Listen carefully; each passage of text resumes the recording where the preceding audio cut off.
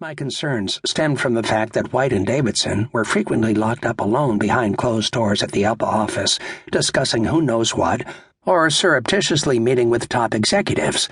I believe this committee had overstepped its bounds and had changed their allegiance, now working for management. My suspicions were heightened further after learning from a management source that White had met a number of times in private one-on-one meetings during the unfolding crisis with Eastern President Joe Leonard. When I specifically inquired of White the reason for these meetings, he was stunned that I was aware of them. He finally stammered something about an undefined maintenance problem he had encountered while flying, but I didn't buy his story. During his first brief report to the MEC, White stated that Texas Air had formally announced the conditions of their purchase offer to the Eastern Board, but he returned to the board meeting before stating what those terms were. In addition to White, Mike Connery, an attorney for a large New York law firm that had been retained as outside legal advisor by ALPA National, also attended the Eastern Board meeting. Since this would no doubt be a crucial gathering, I took detailed notes throughout. Even before the opening gavel came down, I could sense so much hostility in the room that you could almost cut it with a knife. Before commencing their debate, MEC members heard from a variety of individuals who were involved in an array of issues during the strike preparations. Some of these people, only days or even hours prior, were adamant that the pilots should not give in to any management demands. However, from the dialogue, it became evident some were now wavering. What had Schulte told them? Schulte quickly related some events he was involved with during the past few days. He stated that he received a call from Borman, who informed him that the Eastern Board of Directors had passed a resolution directing Borman to seek a purchaser for the airline. Borman maintained that Lorenzo was the only one he could find, and apparently omitted telling Schulte that Eastern had paid Lorenzo a $20 million non-refundable inducement fee merely to tender his offer. I say apparently because, although he was no doubt aware of it, Schulte never mentioned this fee.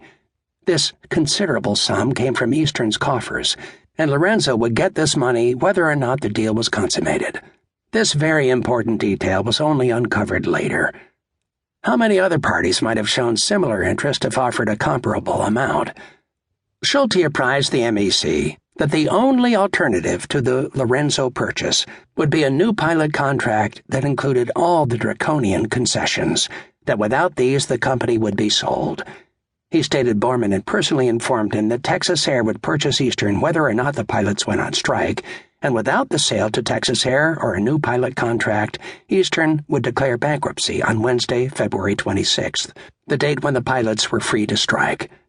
Borman implored him to use his influence to have the proposed pilot contract ratified, stating it would be the only way to avert the Texas Air transaction.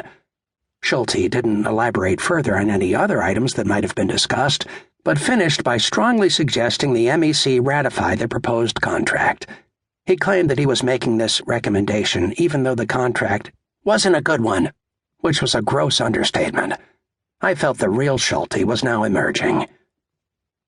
Tom Boggs, one of the two non-pilots the MEC placed on the Eastern Board of Directors, spoke next and discussed in greater detail some of the terms of the Texas Air offer.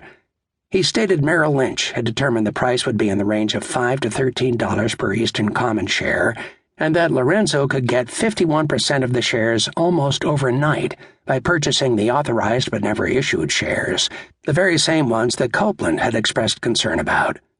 Boggs related that either Lorenzo or Borman could walk away from the deal if there were antitrust problems raised by federal government agencies, or if Eastern declared bankruptcy. He also parroted the now standard line that if two of the three unions agreed to new concessionary contracts, there would be no sale. He further stated when he departed the meeting, the Eastern Board of Directors was divided. A vote had not yet been taken on the buyout, and a midnight deadline had been established. Boggs felt that if the pilot contract wasn't in place by that time, the sale would go forward, and added that a ratified pilot contract would prevent the sale and urged speedy ratification. Boggs returned to the Board of Directors meeting at 10 p.m.